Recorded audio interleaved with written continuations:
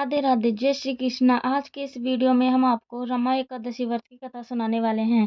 तो दोस्तों, इस साल रमा एकादशी का काफी शुभ योग का निर्माण हो रहा है।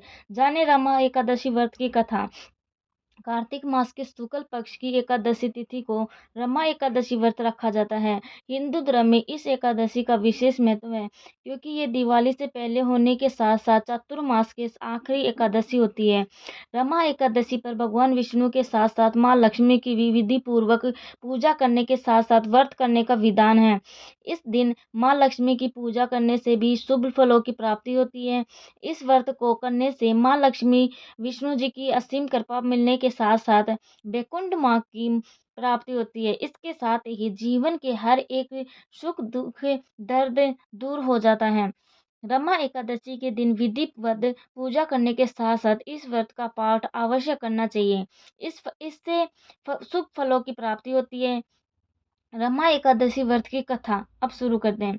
धार्मिक धर्मराज युधिष्ठिर कहने लगे कि हे भगवान, कार्तिक मास की कृष्ण पक्ष की एकादशी का क्या नाम है, इस विधि का क्या है, इसके करने से क्या फल मिलता है, सो आप विस्तार पूर्वक बताइए। भगवान श्री कृष्ण बोले कि हे कार्तिक कृष्ण पक्ष की एकादशी का नाम रमा एकादशी है। यह बड़े बड़े पापों का नाश करने वाली है। इसका महत्व मैं तुमसे कहता हूँ, ध्यान पूर्वक सुनो। हे राजन, प्राचीन काल में मुचकुंद नाम का एक राजा था। उसकी इंद्र के साथ मित्रता थी और साथ ही यम, कुबेर, वरुण और विभीषण भी उसके मित्र थे।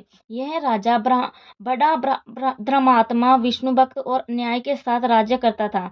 उस राजा की एक कन्या थी जिसका नाम चंद्रभागा था। उस कन्या का विवाह चंद्रसेन के पुत्र शोभन के साथ हुआ था। एक समय वह शोभन ससुराल आया। उन्हीं दिनों में जल्दी ही पुण्यदायिनी एकादशी रमा भी आने वाली थी। जब जब व्रत का दिन समीप आ गया तो चंद्रभागा के मन में अत्यंत सोच उत्पन्न हुआ कि मेरे पति अत्यंत दुर्बल है और मेरे पिता की आज्ञा अति कठोर है। दसवीं को राजा ने ढोल बजाकर सारे राज्य में घोषणा करवा दी कि एकादशी को भोजन नहीं करना चाहिए। ढोल की घोषणा सुनते ही शोभन को अत्यंत चिंता हुई और अपनी पत्नी से कहा कि हे प्रिय, अब क्या कहना चाहिए। मैं किसी प्रकार की भूख सहन नहीं कर सकूंगा। ऐसा उपाय बताओ जिससे मेरे प्राण बच सकें, अन्यथा प्राण अवश्य चले जाएंगे। चंद्रभागा कहने लगी कि हे स्वामी, मेरे पिता के राज्य में एकादशी के दिन कोई भी भोजन नहीं करता। हाथी, घोड़ा, ऊंट, बिल्ली, गो आदि की तर्ण अन्न जल आदि ग्रहण नहीं कर सकते। फिर मनुष्य का तो कहना ही क्या है। यदि आप भोजन करना चाहते हैं तो किसी दूसरे स्थान पर चले जाइए, क्योंकि यदि आप यहीं रहना चाहते हैं तो उसको अवश्य व्रत करना पड़ेगा। ऐसा सुनकर शोभन कहने लगा कि हे प्रिय, मैं अवश्य व्रत करूंगा। जो भाग्य में होगा वह देखा जाएगा। धर्मराज युधिष्ठिर धारा कार्तिक कृष्ण पक्ष एकादशी का नाम, इसकी विधि, उसका फल कैसे मिलता है, यह विस्तार पूर्वक बताइए। ऐसा पूछने पर भगवान श्री कृष्ण बोले कि कार्तिक कृष्ण पक्ष की एकादशी का नाम रमा है। यह बड़े बड़े पापों का नाश करने वाली है।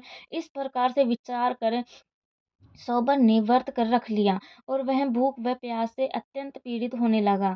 जब सूर्य नारायण अस्त हो गए और रात्रि को जागरण का समय आया तो विष्णु अत्यंत हर्ष देने वाला था, परंतु शोभन के लिए अत्यंत दुखदायी हुआ। प्रातःकाल होते ही शोभन के प्राण निकल गए। तब राजा ने सुगंधित काष्ठ से उसका दहन संस्कार करवाया, परंतु चंद्रभागा ने अपने पिता की आज्ञा से अपने शरीर को दंग नहीं किया और शोभन की अत्यष्टित क्रिया के साथ अपने पिता के घर में ही रहने लगी। रमा एकादशी के प्रभाव से शोभन को मंदरांचल पर्वत पर धन धान्य से युक्त तथा शत्रुओं से रहित एक सुंदर देवपुर प्राप्त हुआ। वह अत्यंत सुंदर रत्न और वेद मणि, जटिल स्वर्ण के खंभों पर निर्मित अनेक प्रकार की स्फटिक मणियों से सुशोभित भवन में बहुमूल्य वस्त्र, आभूषण तथा छत्र व चंवर से विभूषित गंधर्व और अप्सराओं से युक्त सिंहासन पर आरूढ़ ऐसा सौभाग्यमान प्राप्त होता है। मानो इन दूसरा इंद्र विराजमान हो। एक समय मुचुकुंद नगर में रहने वाला एक शोभ शर्मा नामक ब्राह्मण तीर्थ यात्रा करता हुआ घूमता घूमता उधर जा निकला और उसने शोभन को पहचान कर ही कि यह तो राजा का जवाई शोभन है। इसके निकट गया। शोभन भी उसे पहचान कर उसके आसन से उठकर उसके पास आया और प्राण आदि करके कुशल प्रश्न किया। ब्राह्मण ने कहा कि राजा मुचुकुंद और आपकी पत्नी कुशल से हैं। नगर में भी सब प्रकार से कुशल है, परंतु हे राजन, हमें आश्चर्य हो रहा है। आप अपना वृतांत कहिए कि ऐसा सुंदर नगर जो न कभी देखा न सुना, आपको कैसे प्राप्त हुआ। तब शोभन बोला कि कार्तिक कृष्ण की रमा एकादशी का व्रत करने से मुझे यह नगर प्राप्त हुआ, परंतु यह अस्थिर है। यह स्थिर हो जाए ऐसा उपाय कीजिए। ब्राह्मण कहने लगा कि हे राजन, यह स्थिर क्यों नहीं है और कैसे स्थिर हो सकता है, आप बताइए, फिर मैं अवश्य में वह उपाय करूंगा। मेरी इस बात को आप मिथ्या न समझिए। शोभन ने कहा कि मैंने इस व्रत को श्रद्धा रहित होकर किया है, अतः यह सब कुछ अस्थिर है। यदि आप मुचुकुंद की कन्या चंद्रभागा को यह सब वृतांत कहें तो यह स्थिर हो सकता है। ऐसा सुनकर ऐसा सुनकर यह उस श्रेष्ठ ब्राह्मण ने अपने नगर लौटकर चंद्रभागा से सब वृतांत कह सुनाया। ब्राह्मण के वचन सुनकर चंद्रभागा बड़ी प्रसन्नता से ब्राह्मण से कहने लगी कि हे ब्राह्मण, ये सब बातें अपने प्रत्यक्ष देखिए या संपन्न में बातें कह रहे हैं। ब्राह्मण कहने लगा कि हे पुत्री, मैंने महावन में तुम्हारे पति को प्रत्यक्ष देखा है, साथ ही किसी से विजय न हो ऐसा देवताओं के नगर के समान उनका नगर भी देखा है। उन्होंने यह भी कहा कि यह स्थिर नहीं है, जिस प्रकार वह स्थिर रह सके सो उपाय करना चाहिए। चंद्रभागा कहने लगी, हे प्रिय, तुम मुझे वहां ले चलो। मुझे पतिदेव के दर्शन की तीव्र लालसा है। मैं अपने किए हुए पुण्य से उस नगर की को स्थिर बना दूंगी।